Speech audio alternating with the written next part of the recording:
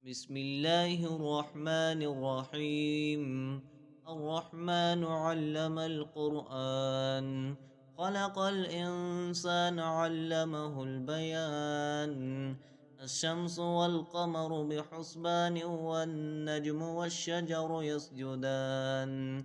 السماء رفعها ووضع الميزان، ألا تطغوا في الميزان، وأقيموا الوزن بالقسط ولا تخسروا الميزان.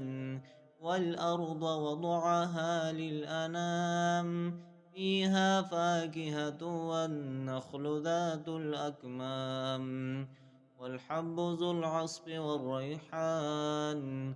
فبأي آلاء ربكما تكذبان؟ خلق الإنسان من صلصال كالفخار، وخلق الجان من مارج من نار. فبأي آلاء ربكما تكذبان؟ رب المشرقين ورب المغربين. فبأي آلاء ربكما تكذبان؟ مرج البحرين يلتقيان، بينهما برزخ لا يبغيان.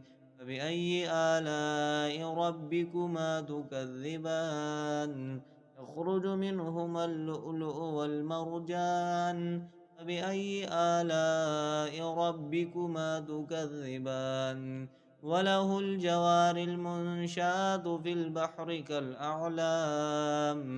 فبأي آلاء ربكما تكذبان؟ كل من عليها فان، ويبقى وجه ربك ذو الجلال والإكرام. فبأي آلاء ربكما تكذبان؟ يسأله من في السماوات والأرض كل يوم هو في شأن. فبأي آلاء ربكما تكذبان؟ سنفرغ لكم أيها الثقلان. فبأي آلاء ربكما تكذبان؟ يا معشر الجن والإنس إن استطعتم أن تنفذوا من أقطار السماوات والأرض فانفذوا، لا تنفذون إلا بسلطان. فبأي آلاء ربكما تكذبان؟ يرسل عليكما شواظ من نار ونحاس فلا تنتصران. فبأي آلاء ربكما تكذبان؟ فإذ انشقت السماء فكانت وردة كالدهان. فبأي آلاء ربكما تكذبان؟ فيومئذ لا يسأل عن ذنبه إنس ولا جان. فبأي آلاء ربكما تكذبان؟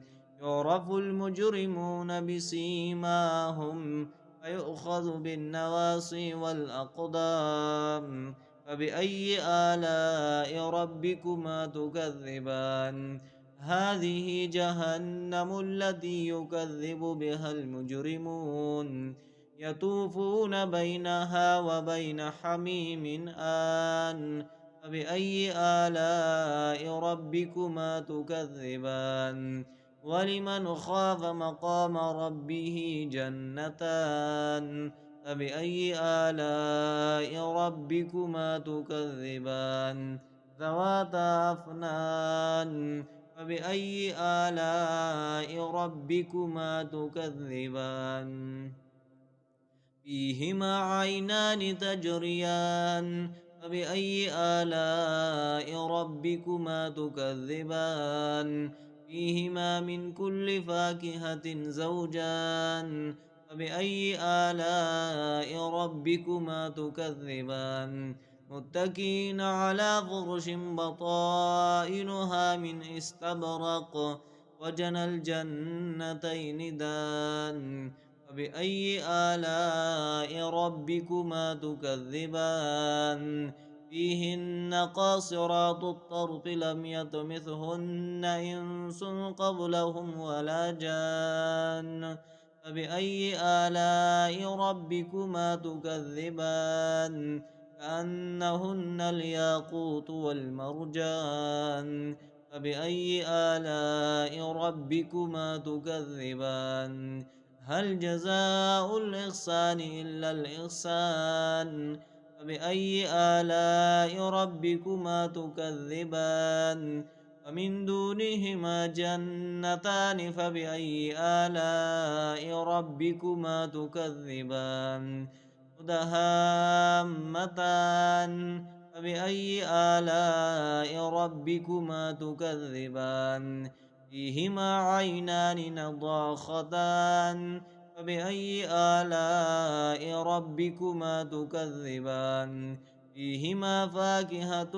ونخل ورمان فبأي آلاء ربكما تكذبان فيهن خيرات حسان فبأي آلاء ربكما تكذبان حور مقصورات بالخيام فبأي آلاء ربكما تكذبان لم يطمثهن إنس قبلهم ولا جان فبأي آلاء ربكما تكذبان متكئين على رفرف خضر وعبقري حسان فبأي آلاء ربكما تكذبان تبارك اسم ربك ذي الجلال والإكرام